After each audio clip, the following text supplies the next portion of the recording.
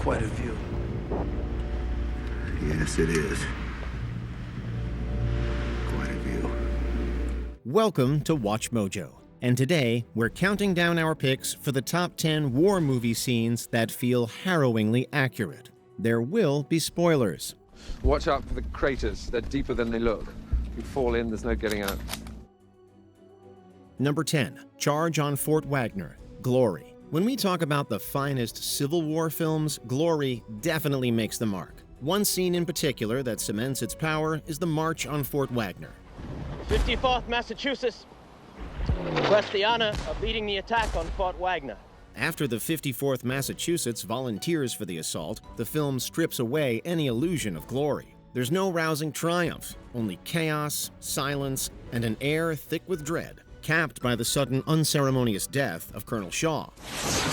Come on, 54!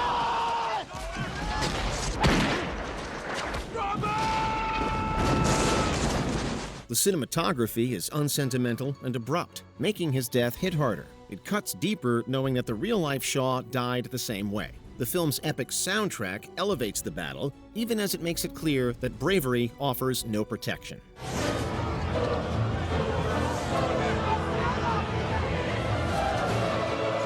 Most of the 54th fall, and that honesty is exactly why this scene endures. Number 9, First Bombing, Dunkirk. Christopher Nolan set out to create suspense through cinematography and sound in Dunkirk, and that works immediately. Grenadiers, mate. The opening bombing sequence gives us little time to process anything. Hundreds of soldiers are stranded on the beach, exposed and helpless, when dive bomber planes appear overhead, their shrieking noise almost unbearable. Panic erupts as men scramble for survival, forcing us to imagine the terror of knowing there's no escape. The lack of exposition makes the brutality feel sudden and unfair, which mirrors the reality of war. Yet despite the grimness of it all, the wide shots of the beach and sky are stunning. It's horrifying and beautiful all at once. But for these men, it's just another day under constant attack. Where's the bloody Air Force? Number 8, The Submarine Warfare, Das Boot. This war film may not be a documentary, but it often feels like one. Haben die doch tatsächlich unser Seerohr gesehen? Drawing partly from Lothar Gunther Butheim's own experience, it seems incredibly real and intense. The submarine scenes drop us inside a claustrophobic steel tube alongside the crew. We feel the anticipation, the stress, fear, and desperation of being trapped. The focus on the soldier's psyche is what allows the film's dread to permeate from screen to audience. Ruhig. Immer ruhig, Männer. Das noch gar nichts.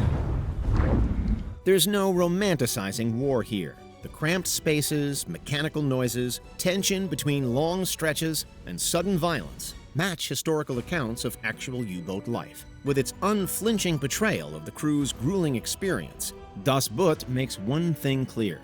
War isn't glorious or clean. It's a suffocating, slow descent into hell. Lass uns mal ordentlich hinklotzen. Hab so ein Gefühl, dass wir hier in der Gegend noch gebraucht werden. Number 7, the sniper scene, Full Metal Jacket. If there's one moment that reminds us why we never want to experience war, it's the sniper scene in Full Metal Jacket.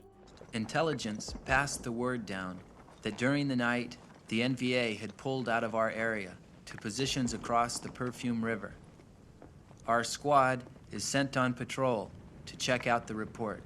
Lost in the ruined city, the squad comes under attack from a sniper who picks them off one by one. Their death is sudden and gritty, but that's not what shakes us the most. Okay, listen up. Did anybody see a sniper? Did anybody see anything? Anybody see a sniper? It's when the female sniper is mortally wounded that the madness of war becomes unmistakable. No longer a faceless target, but a dying young girl, she begs for a merciful death. Soldiers circle her, debating her fate like a tactical problem. There's no compassion, only a suffocating sense of moral collapse. But this is war, where nothing is fair, and Stanley Kubrick's framing forces you to confront that truth. I'm not trying to run this squad. I'm just saying we can't leave her like this. Number 6, The Church Burning, Come and See, Years after its release, Come and See continues to be praised for its harrowing depictions of war's horrors, and it's easy to see why. Наша задача – удерживать до последнего участки, которые командование определило для нашего отряда. Но обстановка сложная и будет меняться. Поэтому и сам не зевай. German soldiers occupy a small village, and what follows is cruelty at its most extreme. Ordinary villagers, people just like us, are herded into a church and burned alive without a shred of remorse.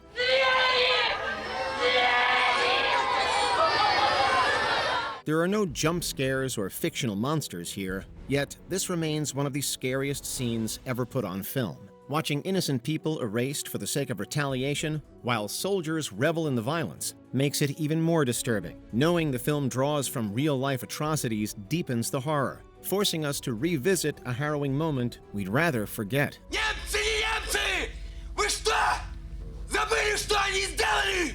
Number 5. The NVA assault, Platoon. Many believe that Platoon is one of the closest representations of the Vietnam War ever put on film. They're probing us. They're gonna be going up and down this line all night trying to get through. All right, stay here. Stay cool. I'll be right back. Oliver Stone draws from his own combat experience, and you can feel the authenticity in almost every scene. The final battle in particular comes as close as possible to capturing the insanity of war. Set in the dead of night, Stone frames the jungle as an enemy itself, dark, suffocating, and disorienting, mirroring how Vietnam veterans often describe combat. Captain, we've been overrun. We're pulling back. Over. Goddamn, Lieutenant! Where are you gonna pull back to? Gunshots erupt without warning, soldiers act on instincts instead of strategy, and chaos reigns. What makes the scene truly stand out is how it captures the psychological toll of warfare. The paranoia, the madness, and the loss of humanity. You feel every bit of it. They dig it. We two-timers, man. We gonna get out of here, boy. I'm gonna see you in the hospital. Number 4. The Mogadishu firefight, Black Hawk Down. In 1993, the U.S. planned a mission to capture lieutenants loyal to Mohammed Farah Aidid. Let's go get this thing done. Good luck, gentlemen. What was supposed to be a one-hour assault quickly turned into a nightmare. Black Hawk Down captures the intensity of the moment when 2 American Black Hawks are shot down by Somali militia, plunging the mission into chaos. While the film isn't entirely accurate, the Mogadishu firefight drops you directly onto the battlefield with these soldiers. This is Black Hawk Down. Formerly Nelson, you're gonna stay here. You're gonna hold this corner. In the next field with the Humvees. Galtine Schmidt, you're coming with me. It feels less like a movie and more like reality replaying itself. You feel their struggle for survival as time stretches endlessly. The constant gunfire, confusion, and exhaustion creates a suffocating sense of feeling trapped. Combat fatigue sets in fast as you want it to end as badly as these men do. Can't go back up there. Thomas, everyone feels the same way you do, all right? It's what you do right now that makes a difference. Number 3. Trench Warfare, 1917. The true horror of trench warfare isn't constant action, but the waiting and the crushing boredom that comes with it. Something's up. Did you hear anything? No. Has to be the push, right? 10 Bob says we're going up. I'm not taking that bet. Why? Because you know I'm right. No, because you haven't got 10 bob. A cramped ditch becomes your entire world, while enemies or snipers lurk just feet away. 1917 captures that deadening atmosphere perfectly as 2 soldiers venture on a near-impossible mission. What sets the film apart isn't just the story, but how it's told. Settle a bet. What day is it? Friday. Friday? Well, none of us was right. This idiot thought it was Tuesday. With its continuous long shot, the film truly pulls you into the trenches, the ruins, the rot, and the constant uncertainty. Staying inside means suffocation, yet stepping outside invites sudden death. Through the arduous journey of its characters, 1917 reminds us that war isn't always about grand battles. Sometimes it's simply about moving forward when everything says you shouldn't. I didn't know what I was picking you for. I thought they were going to send us back up the line or for food or something.